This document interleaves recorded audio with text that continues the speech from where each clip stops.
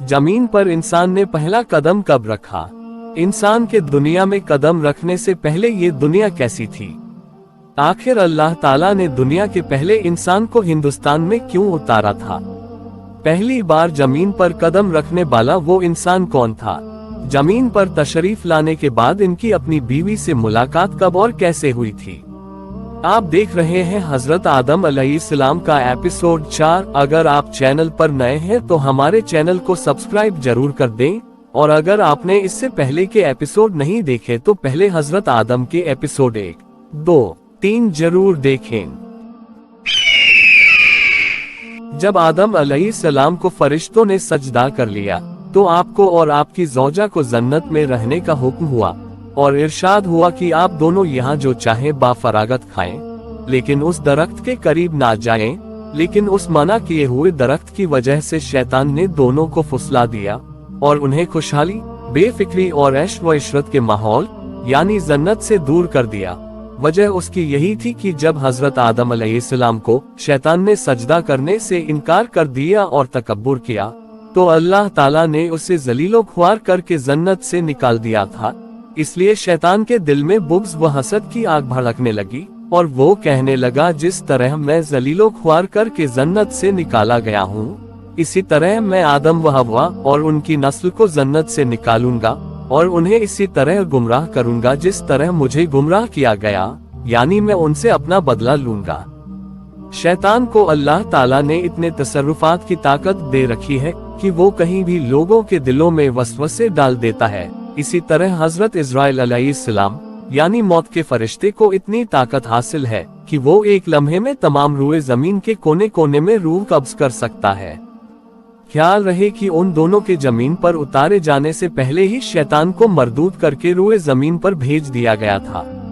उसने जमीन से ही वसवसे की जबान में वो सब कुछ कह दिया जो कहना चाहता था। जब से उसे मरदूद करके जन्नत से निकाला गया तब से उसे आसमानों पर चढ़ने की इजाजत ना दी गई।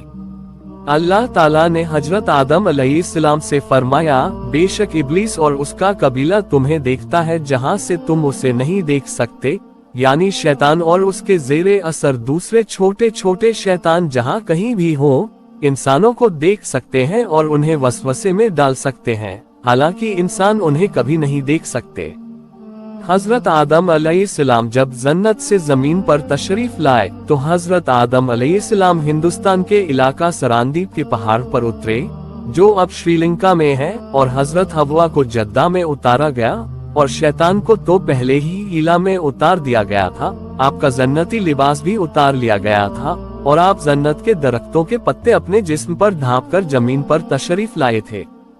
हजरत अली रज़ियल्लाहु अन्हु फरमाते हैं कि हिंदुस्तान की जमीन इसलिए उम्दा और हरी भरी है क्योंकि जब आदम अलैहिस्सलाम इस जमीन पर आए तो उनके जिस्म पर जन्नती दरख्त के पत्ते थे जिससे उन्होंने अपना सतर ढक रखा था। वो पत्ते हवा से उड़कर जिस दरख्त पर पहुँचे वो हमेशा हमेशा के लिए खुशबूदार हो गया।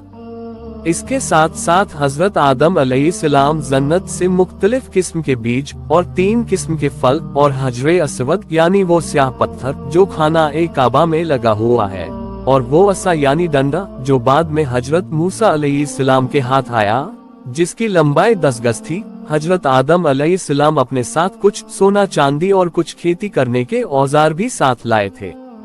आदम अलैहिस्सलाम जमीन पर आने के बाद इस कदर गिरिया व जारी में मशगूल हुए कि उन तुख्मों से बेखबर हो गए। शैतान ने मौका पाकर उनको अपना हाथ लगाया, जिस तुख्म पर उसका हाथ लगा वो जहरीला हो गया और जो उसके हाथ से महफूज रहा उसका नफा बरकरार रहा।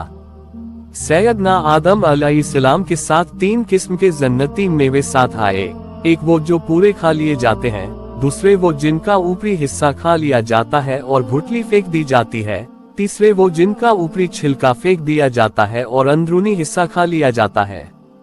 सही रिवायत है कि उनके साथ लोहे के औजार भी थे, एक सरसी जिससे लोहा पकड़ते हैं, दूसरा हथौड़ा, तीसरा इरन, नीज और हजरे अस्वद। सही रिवायत में आता है कि हजरे अस्वद जब जन्नत से आया तो उसकी रोशनी कई मील तक जाती थी, जहां तक उसकी किरणें पहुंचती थी उसी हद तक हरम की हदें कायम हुई। हजरत आदम अलैहिस्सलाम को दुनिया में आकर बहुत वहशत और घबराहट हुई हजरत जिब्राइल अलैहिस्सलाम बहुक्म इलाही जमीन पर आए और बुलंद आवाज से अजान कही। जब आदम अलैहिस्सलाम ने अजान में हुजूर का नाम सुना तब उनकी वो वहशत दूर हुई। ये तमाम वाक़यात सही अहादीस से साबित हैं, जिनको शाह अब्दुल अजीज मुहद्दिसे देहलवी ने तफसीर अजीजी में इसी मकाम पर जमा फरमाया है। इसी तफसीर अजीजी में है कि सबसे अव्वल कपड़ा बुनने का काम आदम अलैहिस्सलाम ने किया और बाद में आप खेती बाड़ी के काम में मशगूल रहे। नूह अलैहिस्सलाम का जरिया माश लकड़ी का काम था। इदरीस अलैहिस्सलाम दर्जीगिरी, हजरत हूद अलैहिस्सलाम और हजरत सालेह अलैहिस्सलाम तिजारत करते और हजरत इब्राहीम अलैहिस्सलाम खेती किया करते थे।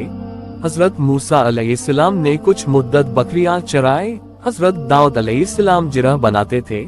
हजरत सुलेमान अलैहिस्सलाम इतने बड़े बादशाह होकर भी दरख्तों के पत्तों से पंखे और जंबीले बनाकर गुजर करते थे। हजरत ईसा अलैहिस्सलाम ने कोई पेशा इख्तियार ना फरमाया, बल्कि हमेशा सैर करते रहते थे और फरमाते थे कि जिसने मुझे सुबह को खाना दिया है वो शाम का खाना भी देगा। तफसीर अजीजी में उसी मुकाम पर हजरत आदम अलैहिस्सलाम ने कुएं का पानी कभी नहीं पिया, बल्कि आप हमेशा बारिश का पानी पिया करते थे। लेकिन सबसे पहले आदम अलैहिस्सलाम ने चांदी से रुपये और सोने से अशफियां बनाई। फिर सीख लिए आदम ने अपने रब से कुछ कलिमे। अल्लाह ताला का उन पर रुज़ूब रहमत हुआ। बेशक वही तौबा कबूल करने वाला और बेहद रहम फरमाने वाला है। अल्लामा सैयद महमूद आलूसी हनफी बगदादी ने फरमाया, आदम अलैहिस्सलाम ने साके अर्श पर मोहम्मद रसूलुल्लाह लिखा देखा तो हुजूर को उन्होंने अपनी शफात का जरिया बनाया, यानी वो कलिमात मोहम्मद रसूलुल्लाह हैं। अगर आदम अलैहिस्सलाम नबी करीम सल्लल्लाहु अलैहि वसल्लम के इस गिरामी को बतौर वसीला ना पेश करते और इसी तरह नूह अलैहिस्सलाम हुजूर के इसमें गिरामी का वसीला ना लाते तो ना आदम की तौबा कबूल होती और ना ही नूह अलैहिस्सलाम गर्क होने से नजात हासिल करते। आदम अलैहिस्सलाम की तौबा कब कबूल हुई? बाज उलेमा के नजदीक आदम अलैहिस्सलाम का अल्लाह ताला से कलिमात लेना और उनके जरिए तौबा करना और उनका कबूल होना जन्नत से उतरने के बाद हुआ और तौबा भी कई सौ साल बाद कबूल हुई। 200 साल या 300 साल गिरिया वजारी और नदामत के हाल में उन पर गुजरे। शाह अब्दुल अजीज रहमतुल्लाह अलैहि ने तफसीर अजीजी में यही फरमाया है। लेकिन हक ये है कि जन्नत से बाहर आने से पहले ही अल्लाह ताला ने आदम अलैहिस्सलाम को वो कलिमात अता फरमा दिए थे और उसी वक्त उन्होंने तौबा की जो कबूल हो गई और उसी वक्त अल्लाह ताला ने उनकी खता माफ फरमा दी। अलबत्ता ये मुमकिन है कि माफी के बावजूद आदम अलैहिस्सलाम अपनी लग्जिश को याद करके नदामत के तौर पर साल तक गिरिया वजारी में मशगूल रहे। अल्लामा अहमद सईद काज़मी रहमतुल्लाह अलैहि ने रूहुल बयान के इस कौल को तरजीह दी है, जिसमें जमीन पर आने से पहले आपकी तौबा कबूल हो चुकी थी। जमीन पर रोना आजिज़ी के लिए था। हजरत आदम अलैहिस्सलाम की तौबा किस दिन कबूल हुई? तो हजरत आदम अलैहिस्सलाम की तौबा जुमा के दिन कबूल हुई। आपकी पैदाइश और जन्नत से बाहर तशरीफ लाना भी जुमा के दिन ही था और वो आशुरा यानी 10 मुहर्रम का दिन था। ख्याल रहे कि आशुरा जुमा को बड़े अहम वाक़यात हुए।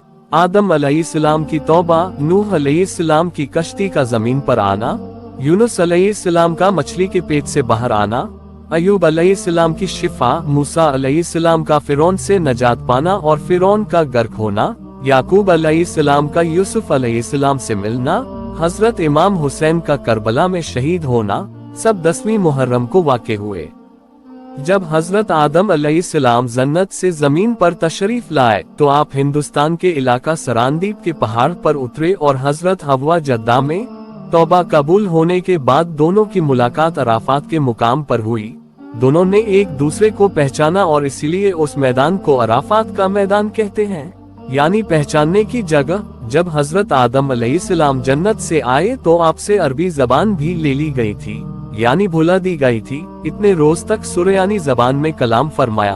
तौबा के बाद अरबी जबान फिर अता हुई। फिर हजरत जिब्राइल अलैहिस्सलाम ने तमाम आलम के जानवरों को आवाज दी और कहा, ए जानवरों, हक ताला ने तुम पर अपना खलीफा भेजा है, इनकी इताअत और फरमाबरदारी करो। दरियाए जानवरों ने सर उठाकर इताअत जाहिर की और खुशकी के जानवर आपके आसपास जमा हो गए।